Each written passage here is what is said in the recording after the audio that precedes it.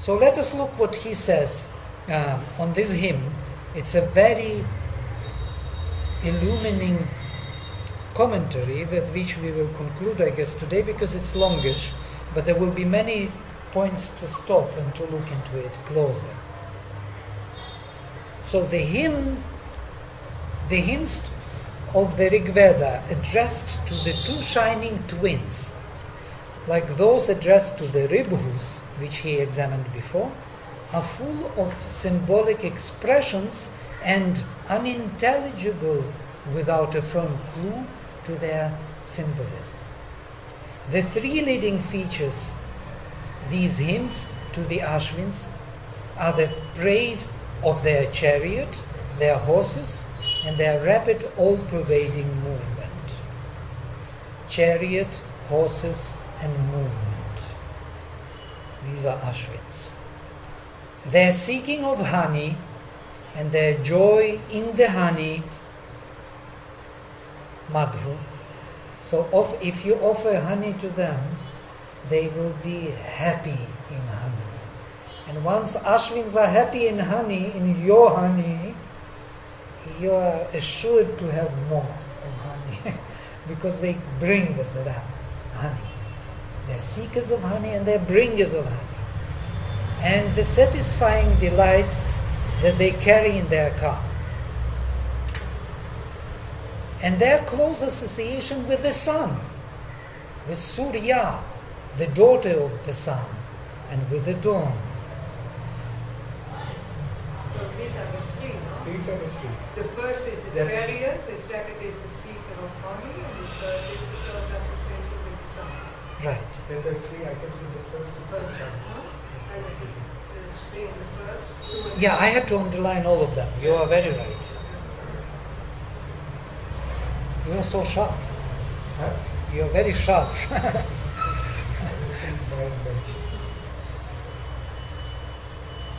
The Ashvins, like the other gods, descend from the truth consciousness. It's a big statement, of course, of early Sri Aurobindo, but still. The Rita, they are born or manifested from heaven, from Dhyau, the pure mind. Their movement pervades all the worlds. The effect of their action ranges from the body through the vital being and the thought to the superconscient truth. So all four ranges, body, vital, mental, and above. It commences indeed from the ocean, from the vague of the being as it emerges out of the subconscient, and they conduct the soul over the flood of these waters and prevent its floundering. Floundering, that has to be hell, I guess. It's Floundering. And it's floundering. Floundering? Okay, then it's a mistake, sorry. They are therefore Nasatya, lords of the movement, leaders of the journey of voyage. So Nasatya, he translates in a very new way. He takes it from root nas, to reach, to find out, to realize. They are lords of that realization. They are leaders of the journey. They help men with the truth which comes to them, especially by association with the dawn, with Surya, Lord of the truth, and with Surya, his daughter. But they help him more characteristically with the delight of being. So they help men with the delight of being. They are associated with the dawn, with the sun, and his daughter Surya, whom they marry. And there will be passages very luminous how they marry and what happens to them, to the power of the sun, of the supramental truth they marry. And then when she is in their chariot, they shine, they have this halo of the sun. They become blazing heaters of the delight. They change their character. They are the lords of bliss, Shubhaspati. Their car or movement is loaded with satisfactions of delight of being in all its planes. So this car, it seems, is on all the planes, is loaded with satisfactions of different kind, which we cannot taste and know unless we really make the offering. We do not know these delights. When they come to us once in a while, then we want them. Then we want only them. We don't want any other delight, if we would taste those satisfactions. But before that, we know only this lower.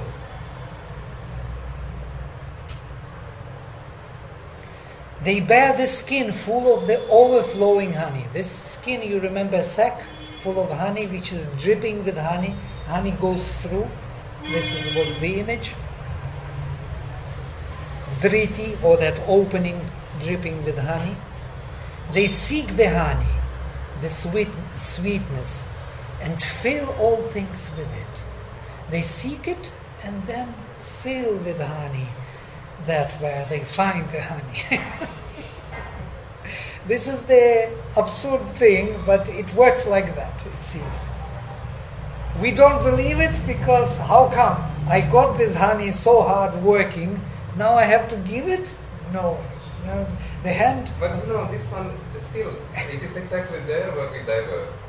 Because, I don't know, maybe I am crazy and I have fantasies, but in the touch itself becomes like that, like how you described, It is something that is full of pleasure, of knowledge, of it's exactly there, palm, and I can do with it what you like. And not only me, you can invite many friends, and you can invite qualities of this and that from the heart, from wherever you want, from the mind. There is a spirit which looks at geometry, and he enjoys when everything is perfect. And he can load up so many things on it. It is unending, And the same thing with the heart. This enjoyment of it. Nearby you can see out of the flesh light coming out. You have nearby you can smell it. It pervades all the senses. So maybe this one is where I can become crazy, where I don't understand, because once it starts happening and I start indulging into that, but naturally I enjoy it, no? So you get the sack of honey onto your drops. No, the thing is this, that it leads also to the education of others. When we start, then it is the same thing. You explain to them, but look, this one it is like that done. It is unending. It is without limits. So maybe I have become mad. No, you are exactly on the track. This is the track of honey, where you experience, where you are not creating a world which will be catching honey in order to have it stored and sold to others. But you are not doing that mechanism, where you are enjoying what is in this moment of time, the fingers, the touch, the music. You all offer it already by the very presence of that delight. And it can be increased, immensely increased, because life, even this poor life of the person, is full of delight. Delight is everywhere. Delight is in look, in sound, in touch, in smell, in posture, in the body. It's natural to the being. And it can be drawn, and it can be increased. And why these ascetics are so happy? What is there to be happy in that forest, in that one, cloth over there? What is there to be happy with? The delight is everywhere. It's inner, outer sound, sun. Look at this beautiful sun, clouds, rain, earth, dust, flowers. I'm not saying anything about flowers. It's all delight.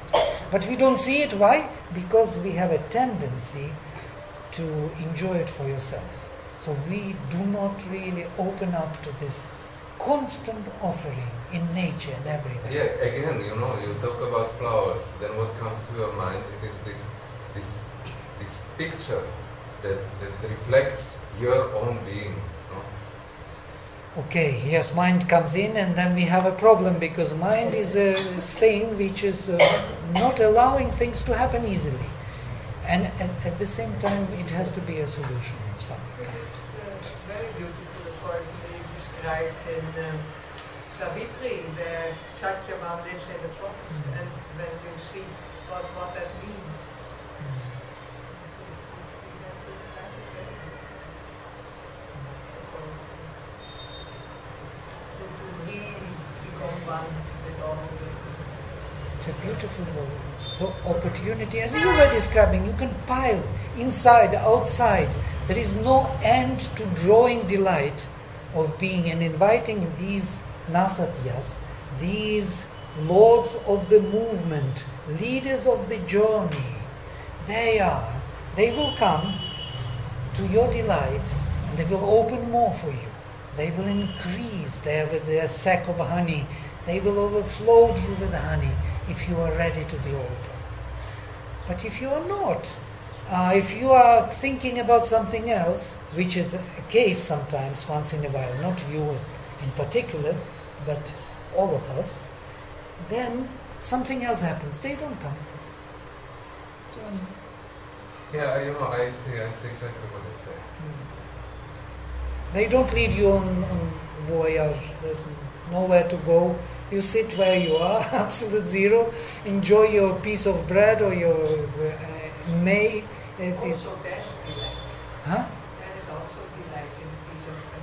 But Yes. I have seen If that- you can draw it, yes. But you may be very unhappy with your piece of bread. But you see, again, we come to the point of before, that we are sort of, we have a picture of who we are. Right. And we don't want to be stupid. We want to be intelligent.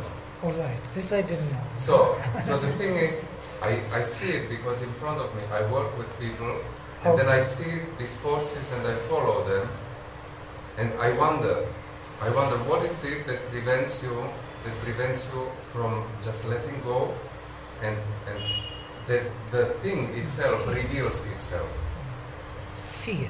Then you have something in your mind which tells you, no, now you have to do this, now you have to do this, now you have to do that, which goes against this this force of unity, of union. As I was telling you before, that union, if you see union inside, with your psychic being or whatever, with the spirit, you can detect, no, this is missing that, or this is missing that. When you are, let's say, egoistically involved, there is a mind, there is a central mind which is restricting you to a certain comportment. Right. So it says, now you have to do this, now you have to do this, now you have to look inside there, and then you are completely lost. Right. You don't have a vision. Because you lack vision.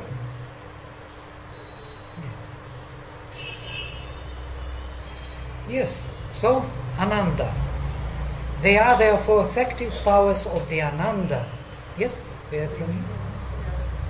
Which proceeds out of the truth consciousness and which, manifesting itself variously in all the three worlds, maintains man in his journey. Wow. So much to say. Hence their action is in all the worlds. They are especially riders or drivers of the horse, Ashvins. As their name indicates, they use the vitality of human being as the motive force of the journey. But also they work in the thought and lead it to the truth. They give health, beauty, wholeness to the body. They are the divine physicians. Of all the gods, they are the most ready to come to man and to create for him ease and joy. Agamishtha, Shubhaspati. Agamishtha is a very interesting word, Vedic word. Most coming. They are most coming to your call means. You will not find such word in the classical Sanskrit. For this is their peculiar and perfect function. They are essentially lords of weal, of bliss, Shubhaspati. This character of the Ashvins is brought out with a continual emphasis by Vamadeva in the present hymn, which we read. What does weal mean? Weal, good, higher good. In almost every verse occurs with a constant iteration the words Madhu, Madhuman, Hani, Hanid. It is a hymn to the sweetness of existence. It is a chant of the delight of being. We can have this delight of being back if we would know how to do it, how to let them do their work, increase their honey. Because these are all ways of increasing the honey, the journey towards the greater delight. And it can be delightful journey, by the way. It doesn't have to be that heavy, unfortunately we made it so, but it was possible, and I still believe it is possible, to come back to that idea. And you are describing it, by the way, it is possible in that even psychological description to see it as possible. Unfortunately, we cannot keep up to it. We forget it, or we are very enthusiastic about it, and then vitality takes over, and then somewhere those imperfections take over, and then it disappears. It happens many times like this. So we suffer from it also, that it goes, it doesn't stay. We are not yet ready as instrument to hold it. So the great light of lights, the sun of truth, the illumination of the truth consciousness is rising up out of the movement of life to create the illumined mind, Svar. He is still calling Svar illumined mind here, but later he speaks differently about it. Illumined mind is not illumined in his terminology, but illumined in a general sense, which completes the evolution of the lower triple world. Eshasya bhanur udiyarti, the first verse. By this rising of the sun in man, this light is rising. Yes, the full movement of the Ashvins becomes possible. So it seems that it's not a full movement, it's a partial movement of these twins, riders. For by the truth comes the realized delight, the heavenly beatitude. Therefore the chariot of the Ashvins is being yoked upon the height of this Diyauh, the high level of plane of the resplendent mind. By the way, in the Greek mythology, they are also the children of heaven. These two, you remember Castor and... Yes, exactly. How do you call it in English? Pollux. Yes. And this Pollux is, it seems, he is always immortal, and Castor, it seems, kind of sometimes mortal. Or they are both mortal and both immortal in different stories. One was born by a father who was mortal, and the other by Zeus. Also, there is another story where Pollux was born from Zeus, whereas this Castor was born from the same mother, but from already her husband. It is the story of the swan. Yes. And it is interesting that the swan is also here. Right. The swans, yes, Yeah. carrying the... And that they were born out of an egg. Now this story of these two is very... By the way, that one is mortal, another is immortal. One is pure delight. This Pollux is pure delight, whereas this Castor is beaver or something translated. also, we will come to it. Aurobindo comments on it differently here. It will, this imagery will come back. So that chariot is all-pervading. Its motion goes everywhere. Its speed runs freely on all planes of our consciousness. Yujyate rathach parijma divo asya sanavi. The full, all-pervading movement of the Ashvins brings with it the fullness of all possible satisfactions of the delight of being. This is expressed symbolically in the language of the Veda by saying that in their car are found the satisfactions, prikshasach, this mixed things or spotted things, in 3 pairs. Prikshasa asmin mithuna adhitrayach. You remember we were even kind of discussing it, these... what he's mentioned before. Yes, in the first... Yeah. The word priksha is rendered food by Sayana, of course, in the ritualistic interpretation, like the kindred word prayas, like delight, from root priti, prayas. The root means pleasure, fullness, satisfaction. Even here, prayas is from root pri, to fulfill, to be full of. Yes? Fullness is the delight. Not the delight, some other delight, but fullness is the delight. Fullness is to be realized, and that is the delight. So from the root fullness... So completeness. Completeness. So there we are. It's your image of man having all the limbs. No, it was because this Very is good, the, very good. This is the question of... Yes, yes. So pleasure, fullness, satisfaction, and may have the material sense of delicacy or satisfying food, and the psychological sense of a delight, pleasure or satisfaction. The satisfactions or delicacies which are carried in the car of the Ashvins are then in 3 pairs. Or this phrase may simply mean they are 3 but closely associated together. In any case, the reference is to the 3 kinds of satisfaction or pleasure which correspond to the 3 movements or worlds of our progressive consciousness. Satisfactions of the body, satisfactions of the vitality, satisfactions of the mind.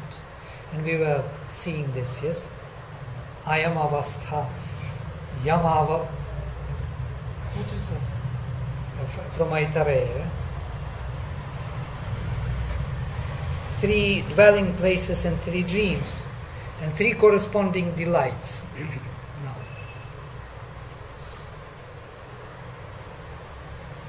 Forgot.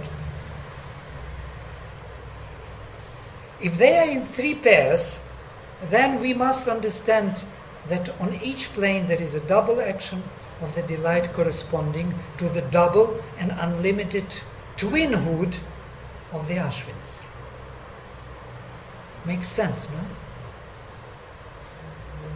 He will speak on Ashvins more. I am not revealing you the major interesting, maybe I should reveal and it will become interesting more to read this.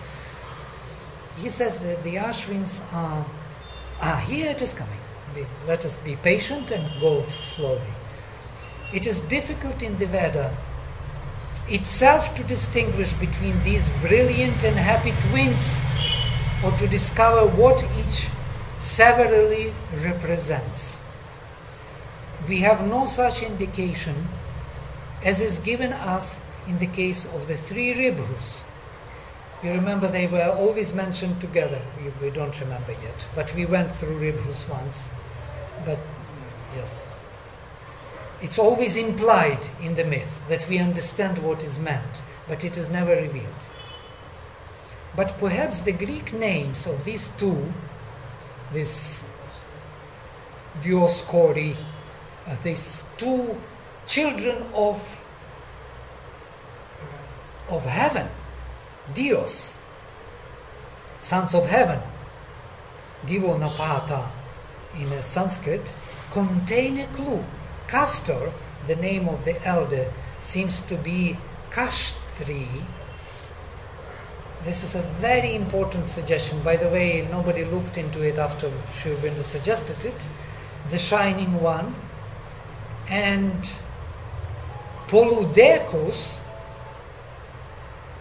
may possibly be Purudamsas, a name which occurs in the Veda as an epithet of the Ashvins, the manifold in activity. If so, the twin birth of the Ashvins recalls the constant Vedic dualism of power and light, knowledge and will, consciousness and energy, Go and Ashva.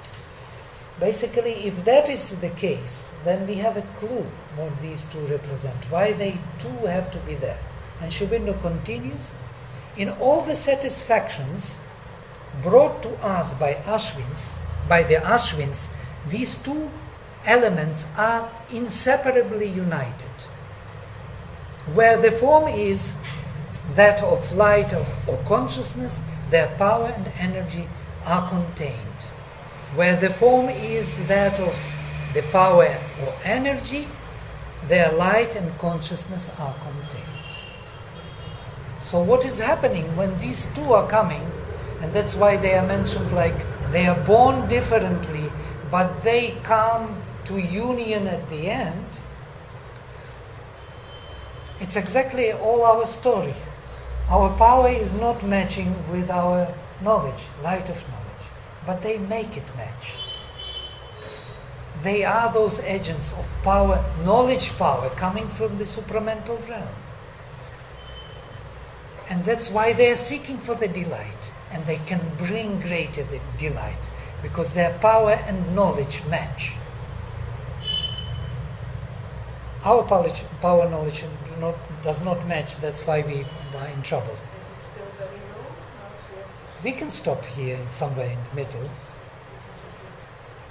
This is maybe a good place to stop. He says a few things on etymology here, that the K of Poludecus points to an original sh. The name would then be Purudamshas, but such fluctuations between the various sibilants were common enough in the early fluid state of the Aryan tongues. By the way, Sri Aurobindo got his revelations of Sanskrit, Aryan Sanskrit, the origins of language from Krishna, and he saw those changes. And he was master of Greek and Latin, plus to everything, so we can trust his intuitions. They are not empty, they are not just conjectures to make, something, make something work for his own theory. So we can stop here today, because this suggestion is very powerful, that they represent power and light. And that's why they are twins. They are Gemini. Geminis in the horoscope, these twins, these two stars before the dawn, these two strange brothers, who are already ensuring the sacrifice to happen. The messengers of the truth consciousness with power and knowledge. Mortal and immortal, mortal power and immortal consciousness. In the Greek mythology. So we end with a minute of silence. With that honey, the three pairs of satisfactions, mental, vital, bodily, are impregnated by this all-pervasive, overflowing plenty. And they become full of its sweetness, madhumanta. And so becoming, at once they begin to move upward. Now this is the secret of this power coming from the supramental, bringing that sweetness, seeking for sweetness, because what happens when they come, the movement is recognized as true. And once it is recognized as true, everything moves upward easily, without any effort. Touched by the divine delight, all our satisfactions in this lower world soar upward, irresistibly, attracted towards the superconscient, towards the truth, towards the beatitude. It is recognized within. And with them, for secretly or openly, consciously or subconsciously, it is the delight of being that is the leader of our activities. That's what we were talking last time.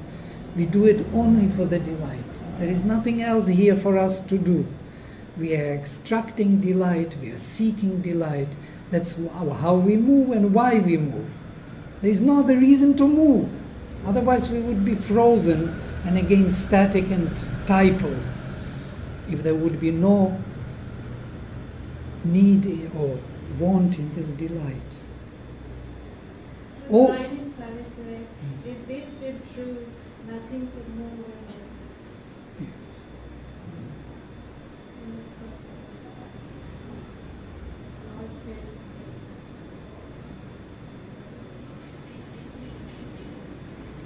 All the chariots and horses of these gods take the same soaring upward movement. All the various movements of our being, all the forms of force that give them their impulsion, all follow the ascending light of truth towards its home.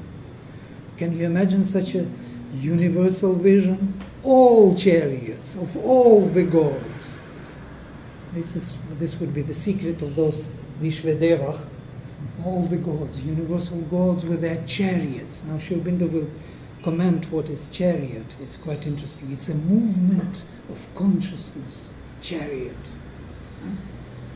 with forces which are not faltering, these horses and those swans. Udvam Vrikshaso madhumanta irate ratha ashvasa ushaso viyushtishu.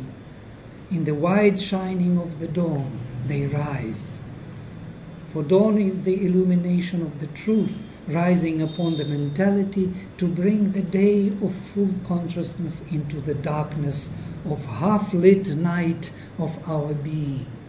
She comes as Dakshina, the pure intuitive discernment of which Agni, the God force in us, feeds when he aspires towards the truth, or as Sarama, not necessarily as Dakshina, which is, overflooding with its presence and feeds on whom Agni feeds. You remember second hymn from the 5th book. He grows up and feeds on her, on dawn. He comes to her begging for delight, Agni, the divine will in manifestation. Feeds on her and grows on her. It's like a calf from the mother cow. She gives him this udder full of that honey milk on which he grows. Or she comes as Sarama, the discovering intuition, differently, not overflooding, but the intuition which will go into the darkness seeking for the truth, who penetrates into the cave of the subconscient, where the niggard lords of sense action, these panis, have hidden the radiant herds of the sun, and gives information to Indra. Niggard lords of sense action, that isn't really so. Then comes the Lord of luminous mind and breaks open the cave and drives upward the herds, Udajat, upwards towards the vast truth consciousness, the own home of the gods. Our conscious existence is a hill, Adri, with many successive levels and elevations. Sanuni. On the height he stood. Yes? On the height he stood that looked towards greater heights. Not he, but the height looked towards greater heights. This is this Adri with many Sanuni, these heights, these tops, peaks, mountains.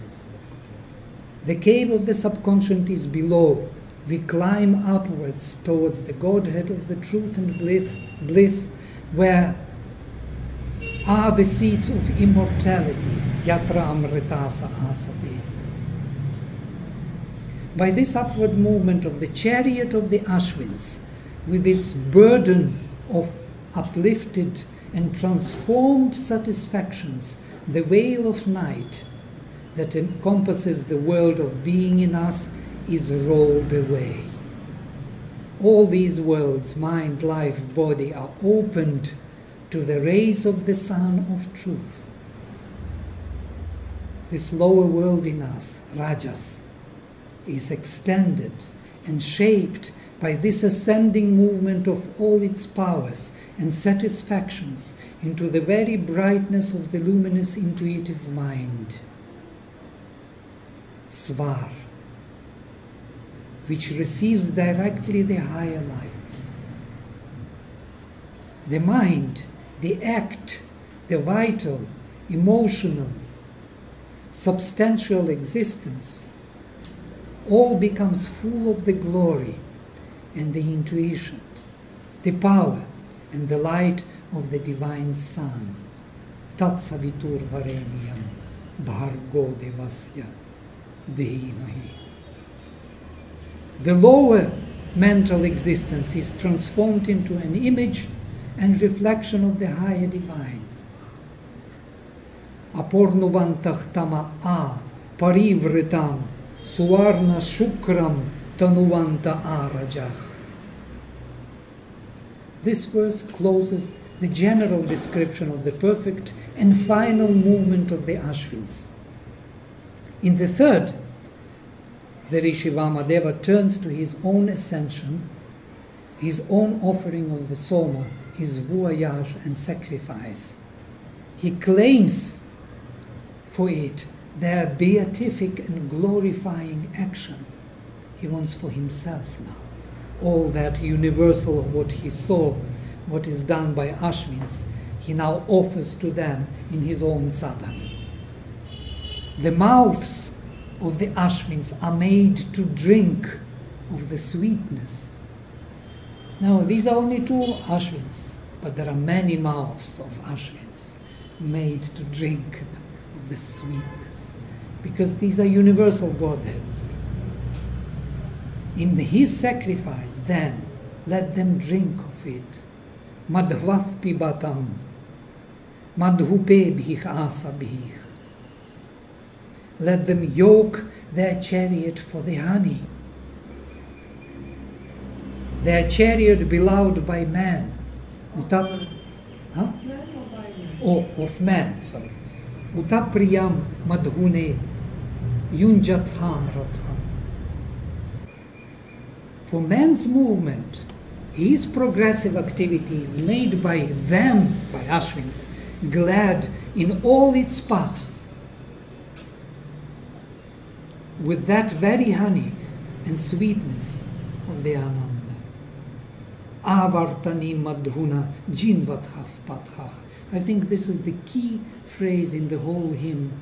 It was for me, suddenly I understood. Avartanim, look at this. Avartanim madhuna jinvathav pathach. They are animating the paths by the honey. Avartanim, the paths which are returning back to its own home. We are on the returning path. We are on the path coming back to our home. We are in the evolutionary movement. This avartanim, in the evolutionary movement, not in the involutionary. They are animating with honey.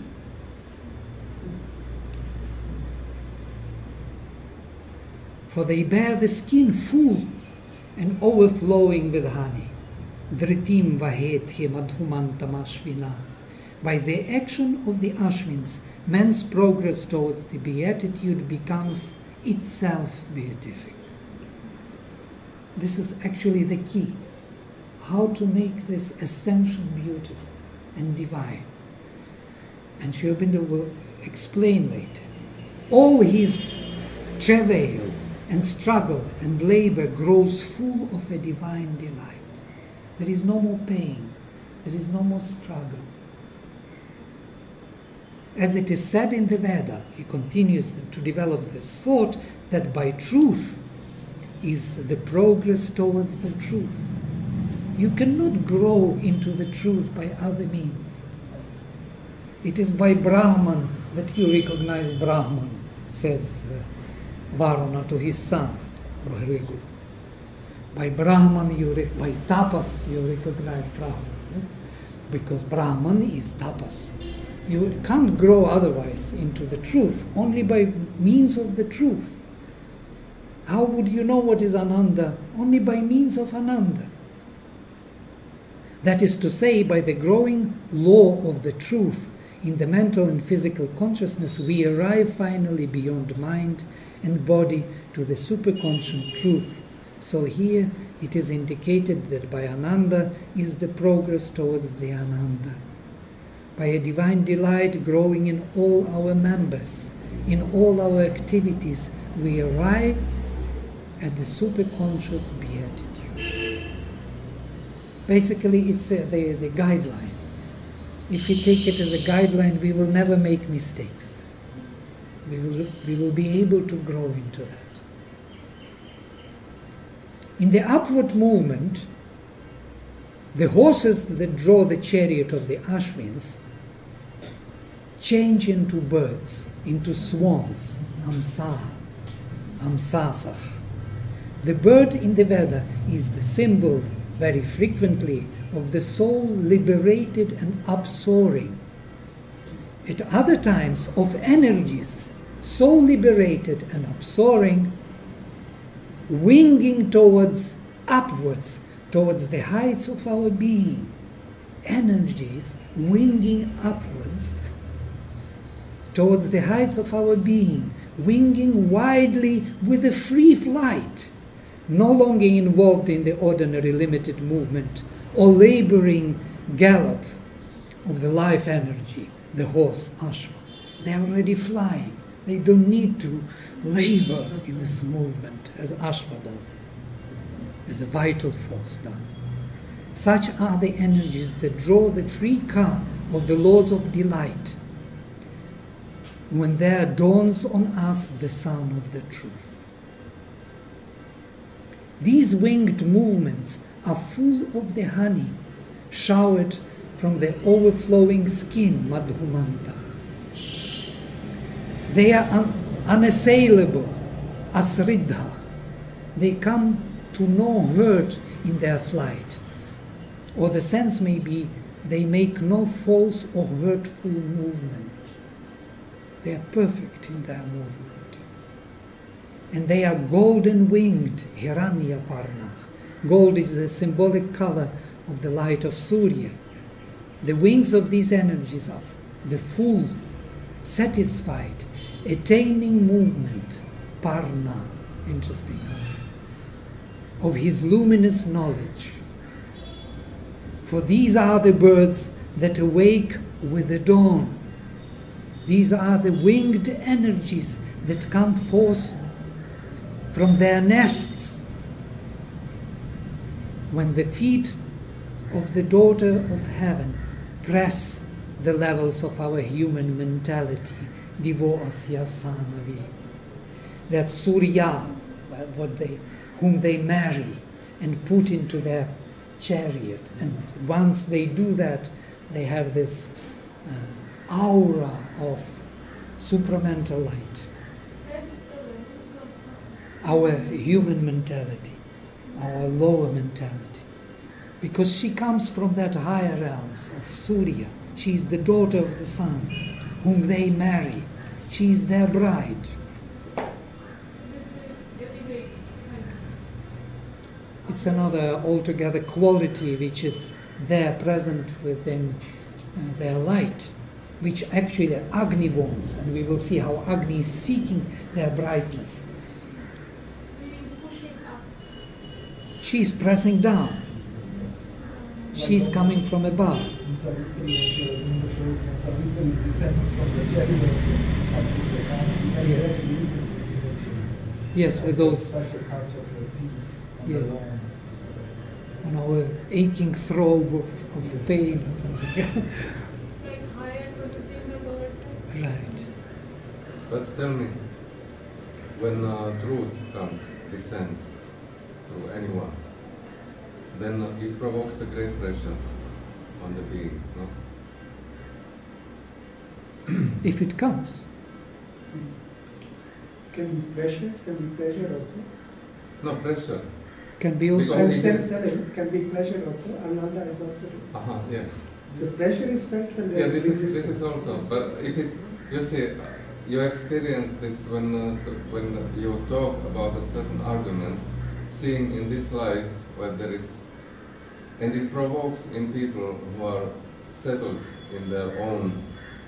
It provokes the sentiment of aggression towards the truth because they don't want to change. So it presses, no? Yeah, because the resistance exists. Yeah. Of course. If the resistance is not there, then the Naturally. But this is a level which is much higher. When Yeah. these birds are already there, Yes, naturally. it's not a galloping force of vital which wants to get some juice of honey. It's something already, this already illumined mind is there. The mind is supporting the being differently. The person who has this mind would hardly fall into that, easily into that trap. He would feel these energies, but he would never give them, I think, more place than they deserve, yes? He would fight for them. And that's the battle in the Veda. It's a constant battle. Because these rishis are illumined enough already not to fall into that. So what is the pressure there? No, the pressure is the same, but whether you recognize this movement from below as your own or you recognize it as not your own, that's the only difference. Okay, but the pressure is the pressure. Pressure is the pressure, if it comes. No, the pressure is not a pressure. The pressure is a flow of energy. If there is resistance, you get pressure. If there is no resistance, you have no pressure. So That's even in physics like that. yes, but you see, psychologically, I mean, if I'm a complete idiot, then there is no pressure. No, but if you're totally open, there's also no pressure. So, That is in between okay, the because quantum bubble. I just ignore the fact that for me it's not pressure. Why? I just couldn't care less. That's true. But- If you're fully open, then also there's no pressure. But then you embrace that reality. But that is on the surface, yeah, of our consciousness. What is happening in the depth of your being, nobody knows. And when you discover that depth, you see that what is going on inside is something like this, what is written in the text. And what was on the surface was really like an illusion or something. It was another life. You thought you were something else. You thought even, I had a very, very also interesting thing. I thought I was invoking force. And then I had a glimpse and I understood that actually it was coming in spite of my invocations. My invocations were on the surface. They were kind of matching for me. And I thought I was doing that thing. But it wasn't me. It was an inner being which was doing the thing and does it all the time, in spite of me. Whether I am an idiot or I am a very wise man, there will be very little difference between the two. There has to be more done, much more, which we are looking into. Some universal opening, something which we want, I think. No? We want something real, something true, effortless, in the sense that it is true. That you don't have to always make an effort and think that by your effort you made it. It's not really true. So to believe that in the surface life there is something really going on, it's too soon to believe. Yeah? It's not really much going on. The life has depth. So we are looking into the depth, trying to understand how it works. And sometimes it doesn't even match fully. So these layers of depth in our life, they have their own particular life going on for ages. And so... Is Surya the same as Savitri? Because she's the daughter of the sun. Yeah, I think so. I even believe so. That Surya is the daughter of the sun, Savitri. I was trying to understand the story of Surya. I don't know if you're familiar with it. I think it's from the Vishnu Purana. I looked up on the internet. Okay. But something about he marries some Jnana, that's her name, the wife of the sun. And she can't bear his brilliance, so she leaves him, and she leaves Shadow Chaya in her place. This is from And Veda. from that union with Chaya, Yama is born, no? Yama is one of the children. And there's some other children, I think, I don't know. But he's longing to be back with his true wife, Surya, so he comes looking for her. Yama and Saturn. Saturn also. Saturn is another sun. And then she's in the forest, and he comes looking for her. And the union of gives birth to the Ashvins. So she marries. But then Surya, where is she? You can tell the story. You were doing these hymns. It's nice to hear that. Yes, but that's the thing. Always in the Purana, there's some shift. Yes, change. but you can reproduce Vedic. In the Veda, they usually say she is the daughter of the sun, and that was Twashti, the fashioner of everything. And then when they prepare her to bring her for the marriage, she disappears. They say she disappears. The marriage with the Ashvins. And then not with their father, I mean the son. She disappears, and then she would have been married to the Vaswan, which we think is the son of the darkness. And then they will give her double to her. They give her what? A double. Double, how you say in English. And we were thinking this is just how the supermind descends into the darkness to the overmind taking another form. Not that it's really somebody else. And she's called Savarni. I was just actually in a German article writing about this. There's a hymn that is Manu is called the son of this Savarni also.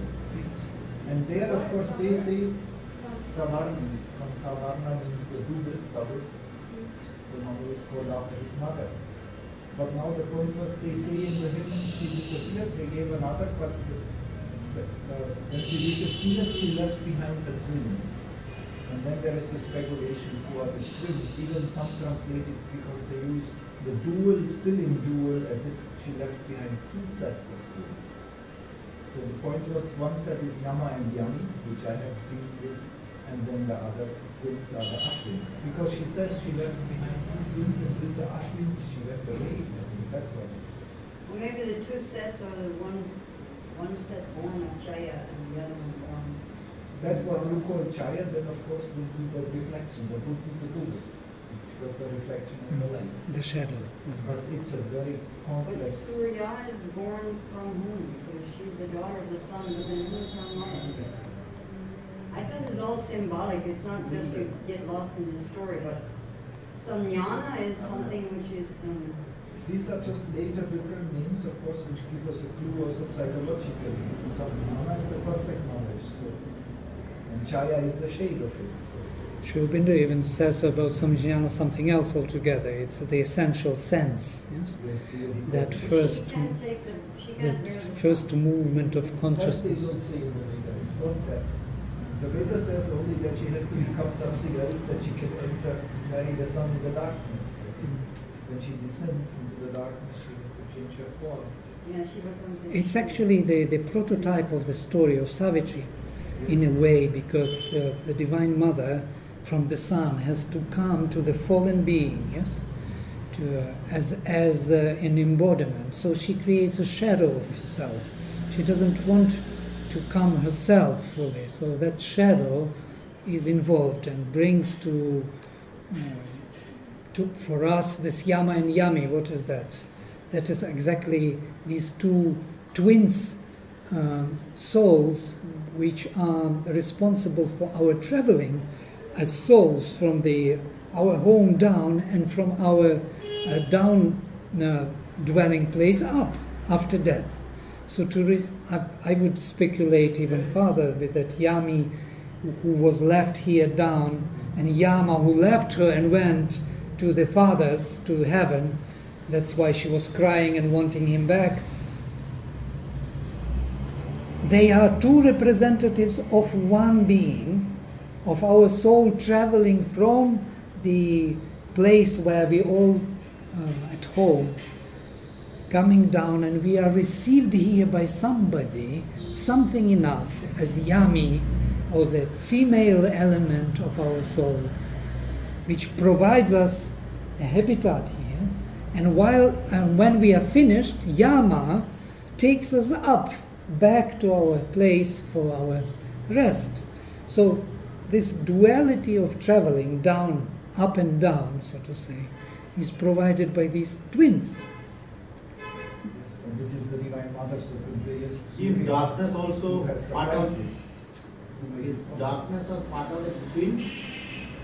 Light and darkness like that? They are part of the soul, of the sun. They are not darkness at all. They have nothing to do with darkness. They are within darkness. By the way, there was no darkness. Darkness was created later, as the myth says. What is the role of darkness as it is? Darkness also playing a role. What is that?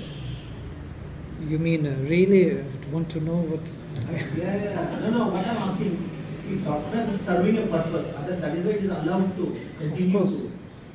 See, what is that exactly? Because when you go into a black hole or anything, you're full of darkness. In the end, something light is coming up at the moment. And what is that? What is that actually? Is it right? I mean, it's a nice experience, or one has to undergo the darkness before meeting the light? Half of the life divine is about that only. Huh? Half of the life divine is on this question only. By the way, this is a fundamental question, and to answer it, one has to really understand that the multiplicity of our perception in this being would not take place if darkness would not be there.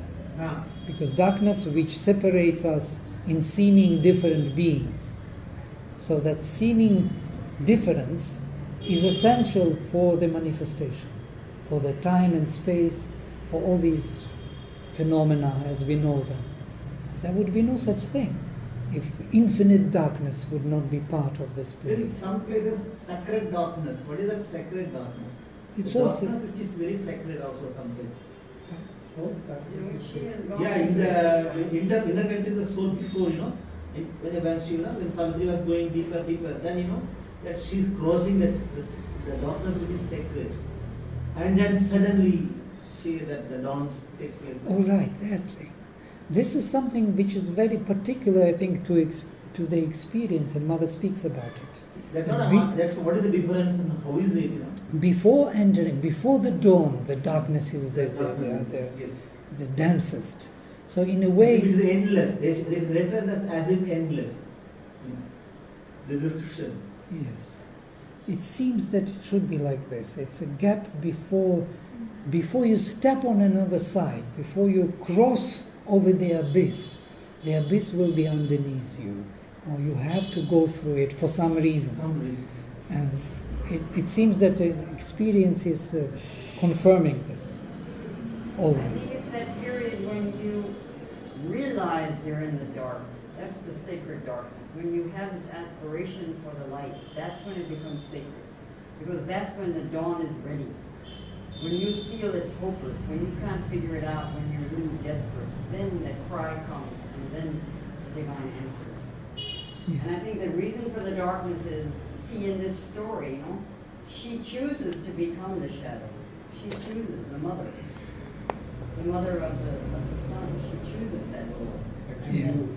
maybe we don't have to go so far, but you can see that it says that all of them, the Ashvins and all these powers, are powers of the supernal consciousness. They all have But they are born after Surya comes and somebody. No, there I is think no Vladimir after or just said before. that It's she all was before born. time. Huh? It's all before time was time. We are speaking about a level which we cannot speak about. It's not before or after. You know, these are figures which are necessary for us to understand how consciousness functions. But they are all related to certain experience or knowledge which we don't have. So we put them on the line of events, and then we really confuse ourselves with this. I wonder, who is the mother of Surya? the mother of Surya. Did he have two wives? He had only her. Something on and then he gave birth to Surya. The mother of Surya is the divine mother, Aditi. Aditya, yes. In many names and aspects, and she is born to herself. She is born to her son as daughter of.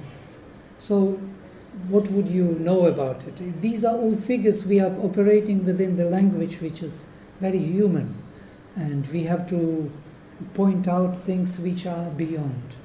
The darkness is born when the crack happens between the heaven and the body, no? That the earth and heaven, when the crack develops. When the egg that time. cracks. No, there when you be talking about initially when that above, what is it you were mentioning that?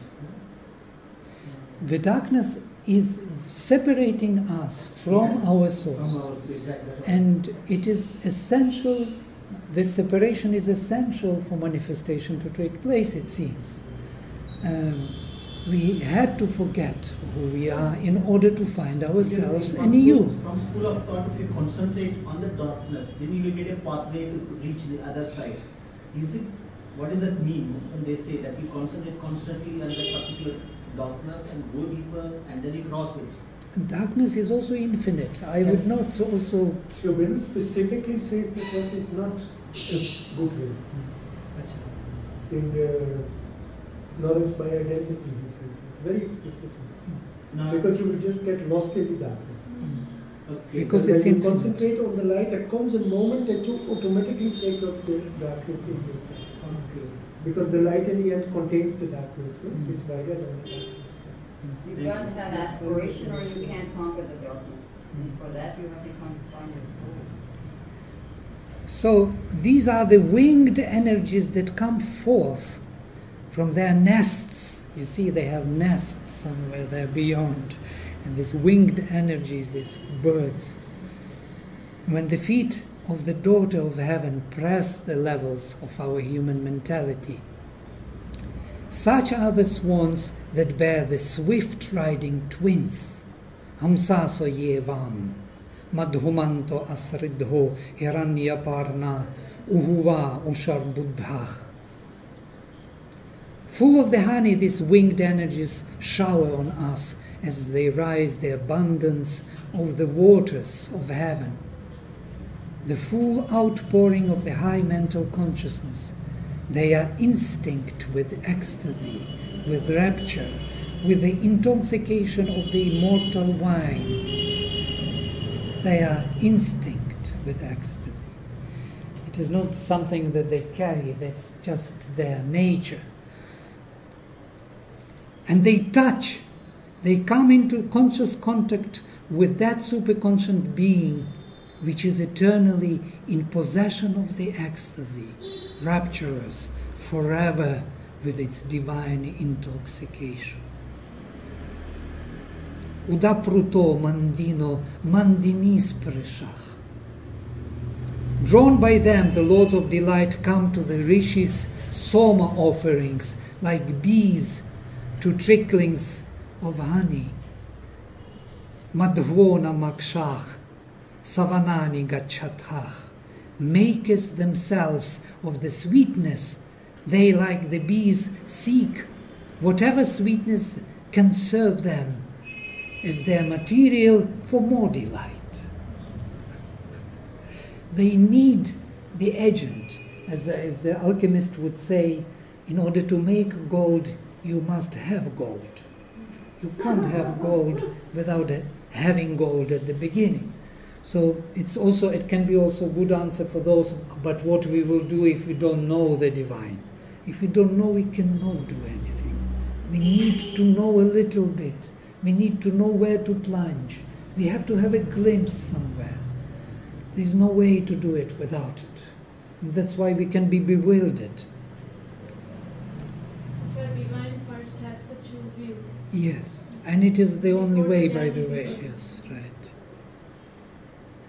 In the sacrifice, the same movement of general illumination already described as the result of the ascending flight of the Ashvins is now described as being effected by the aid of the fires of Agni.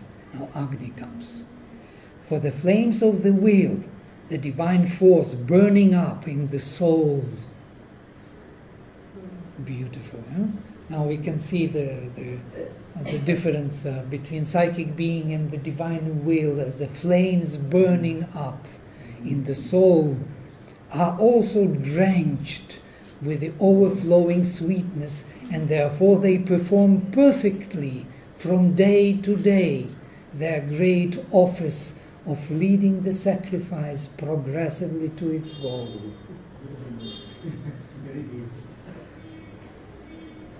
We are handicapped with our languages, with our conceptual understandings.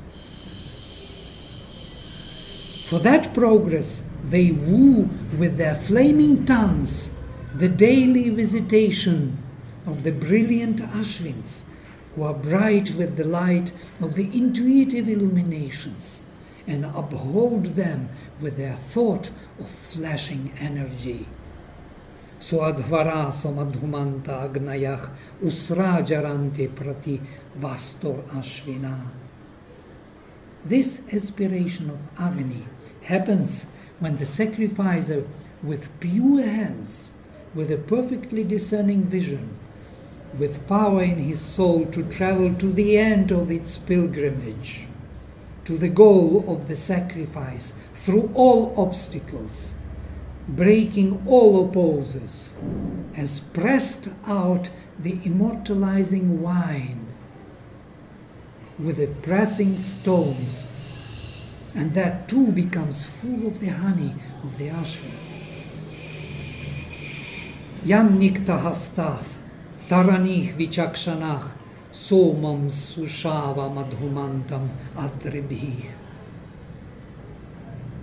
For the individual's delight in things is met by the Ashvin's triple satisfactions, and by the fourth, the delight pouring from the truth. The cleansed hands of the sacrificer, Nikta Hastach, are possibly symbolic of the purified physical being. We were discussing what it could mean, you remember? Purified physical being. The power comes from the fulfilled life energy. The force of clear mental vision, vichakshana, is the sign of the truth-illumined mind. Mind illumined by the truth.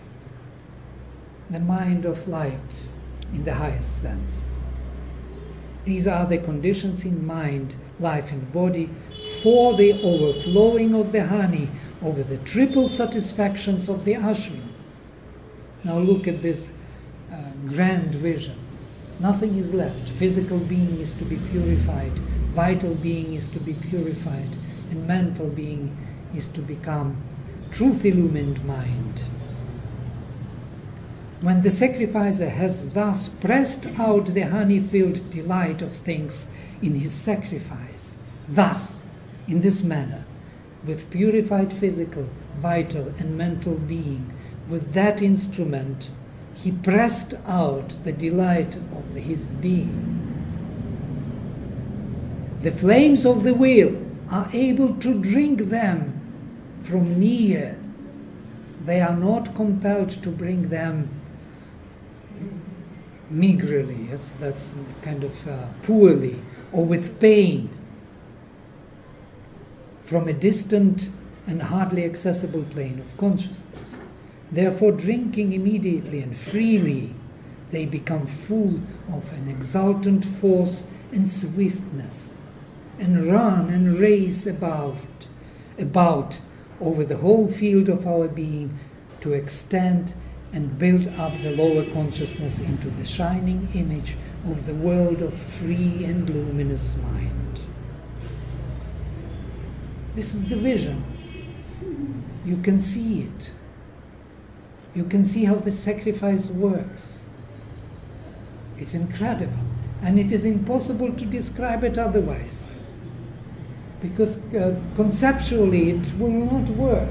You start describing it conceptually, you will have contradictory parts which are not joining somehow.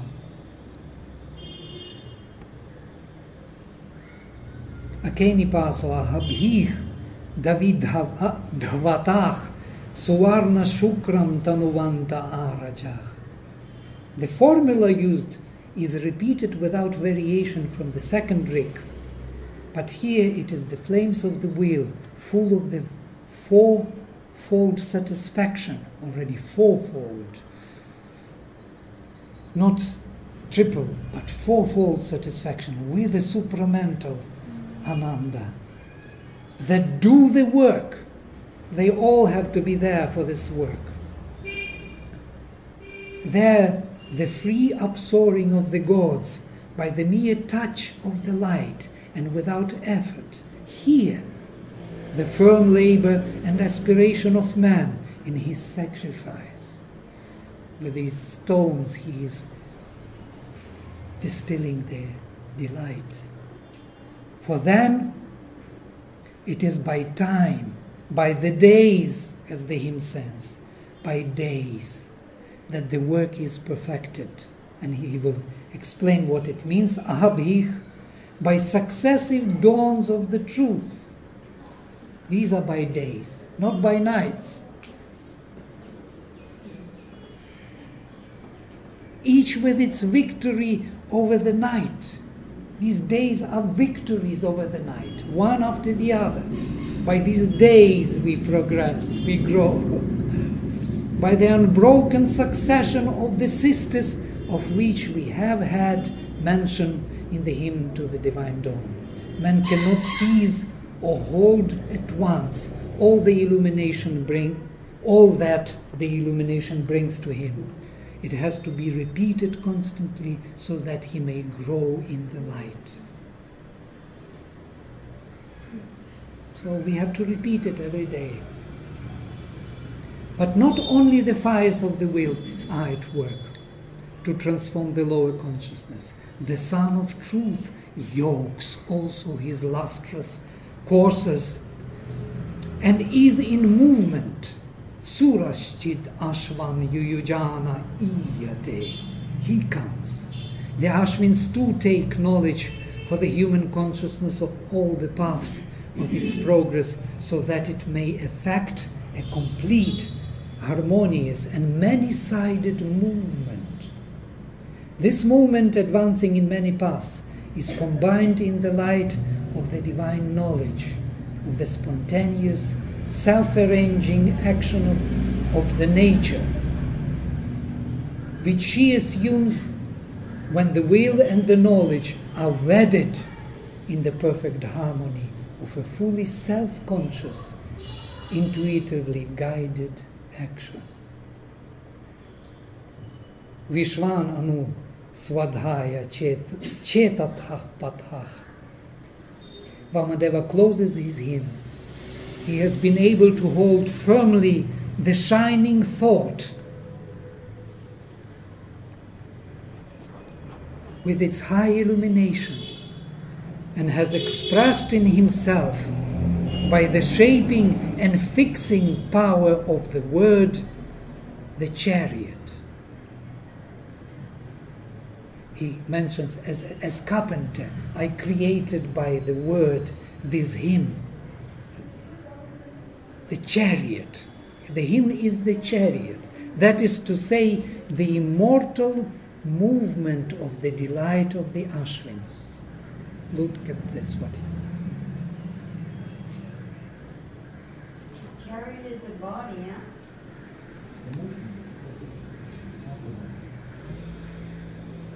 the chariot is a physical thing?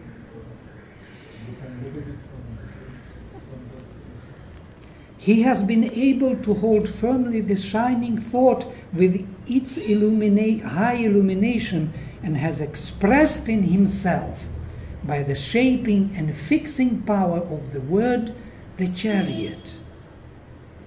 That is to say, the immortal movement of the delight of the Ashvins. That is the chariot. The movement of bliss that does not fade or grow old or exhaust itself. It is ageless and undecaying, ajarach, because it is drawn by perfect and liberated energies, and not by the limited and soon exhausted, soon recalcitrant horses of the human vitality. It's most probably rebellious, or kind of, which are not resisting easily. Pravama vocam ashvinadhiyam dha rathaksu suashvach ajaroyo asti. In this movement they traverse in a moment all the worlds. In this movement they traverse in a moment all the worlds of the lower consciousness, covering it with their speeding delights, and so arrive to that universal enjoyment in man, full of his offering of the Soma wine, by which they can lead him, puissantly entering into it through all opposes and to the great goal. Yena sadyaf pari rajam siyatho havishmantam taranim bhojam acha. I'm not sure that we are fully ready to receive this kind of illumination. This traversing in a moment all the worlds of the lower consciousness, I was thinking, is it because it is actually like a dream? This whole lower consciousness? Yes, for that consciousness, this would be just... It's like a dream. Yes, it's like in a 1 second they can pervade the whole thing, because it's within it. It's a kind of a shadow of itself, within itself.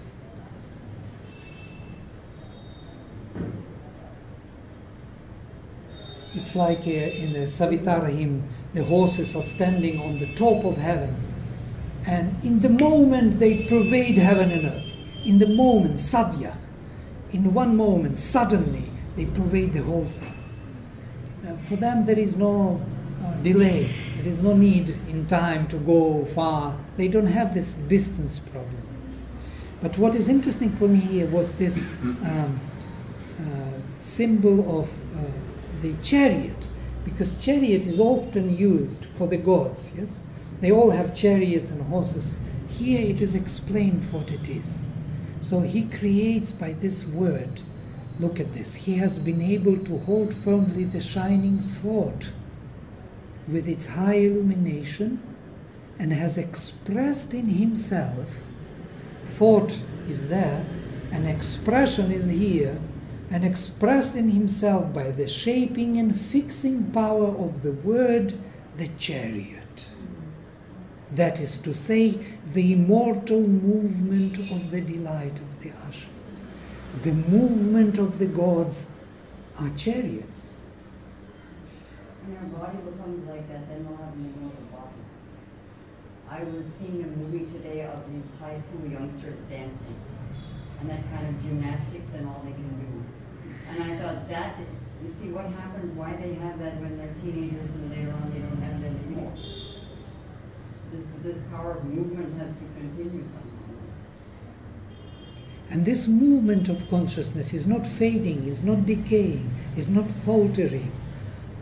This is the chariot, which can be created by us, by that luminous thought, fixing it, holding it there, and fixing and shaping with the power of the word this movement of consciousness. It can be fixed within us, and it is called chariot. Is it not beautiful? What a beautiful image, chariot, you know. And it is drawn by those powers, horses and then swans. That idea by itself, no? Yes. Horses change into swans. It's super Beautiful. The idea of the illumined thought turns into soul substance, I think. But the chariot is still we. It's our consciousness. It's something which they carry, they pull. They are not the chariot. The chariot is to be created by our consciousness. It's an amazing image. Psychologically, absolutely perfect. And very difficult to really penetrate. How long we are reading it, and it was never coming to me fully in the sense that it is that movement of consciousness, our consciousness, which we are creating. For these powers to carry it.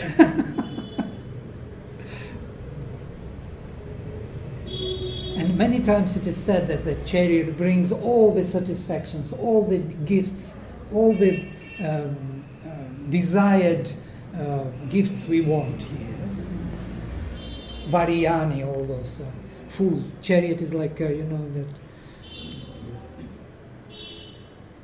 I was just translating this into Dakshina, and they talk about the divine enjoyers, and they also felt these divine enjoyers are this ancient seers of the divine life. And there at the end it says also these divine enjoyers, they travel with the chariot of Dakshina, which is pulled by perfectly stable horses, and the chariot itself is perfectly moving. So this emphasis of the total control and balance of all these energies, and that's how they can enjoy that light of the Dakshina. I think these are universal experiences of our higher consciousness, which are expressed in this particular form, which we may have, or maybe we had them also. We have to remember them. So, it's very strange thing about these words, because for them words were really creating it. No? But we have used so many junk words, and we have to kind of rise out of words to get somewhere. But I don't know whether we can use still words like that. Isn't it true? But I was just thinking that yes, because without these words you cannot fix it. And by using, you see, I am working with. We spoil it with our words. More than Also, yeah. No, I'm working with these terms, no, constantly, and I see that certain words are. I am not working anymore. You should maybe do like that, and maybe do like that. No, you fix a term which is eternal by itself, which is universal by itself. And on that you start measuring everything.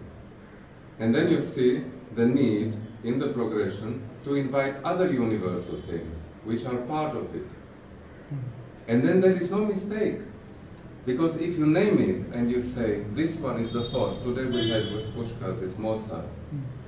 And there was he did something, but it was so out of place that I was just, I exploded, I said, listen, you play alone. I am not going to play with you. Because he came out of the context of this, what we fixed with the words. We said, we are now in that context of this universality, and suddenly he became a pianist.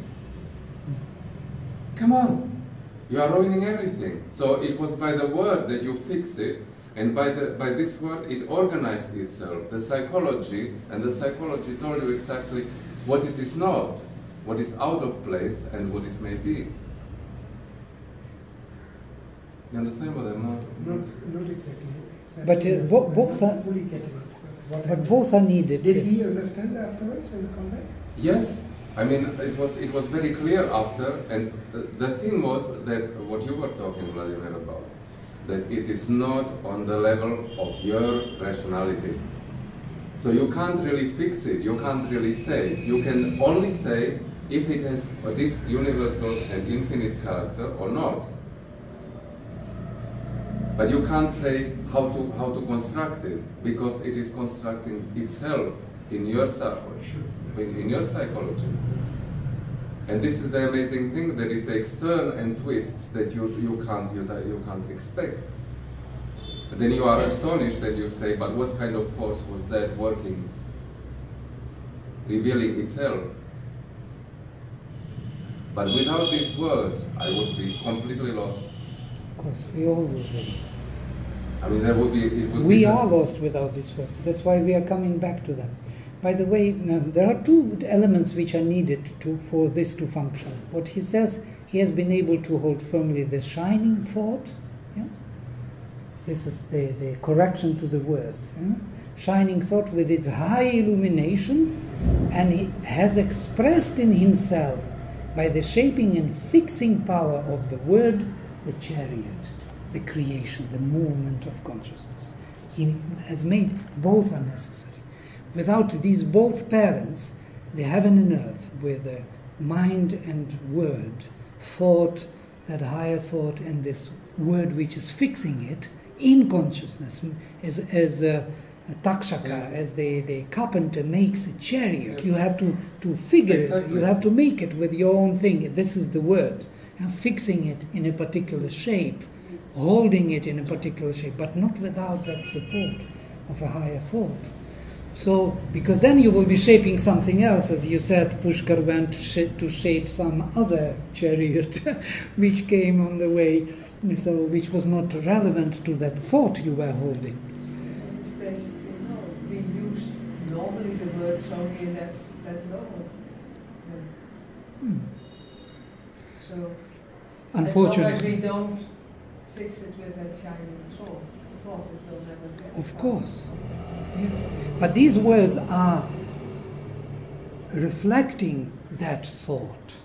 So they are coming from the thought which was there. That's why we can, through them, have a glimpse of it. And maybe even some experience one day. But you see, the whole thing is that That is what it is. Sorry to bring again this topic. It's an important thing. So can No, you for me, repeat next it's- class again from the I can't. Other way, from Tradition, thought but to the it's a- word. Absolutely. Can you repeat next class from the beginning? Yes. This especially showing this. Can we do again? The hymn. Yeah. No. Most probably maybe next time. So he just falls asleep. Just, It's a beautiful nature you're showing now. just take on it.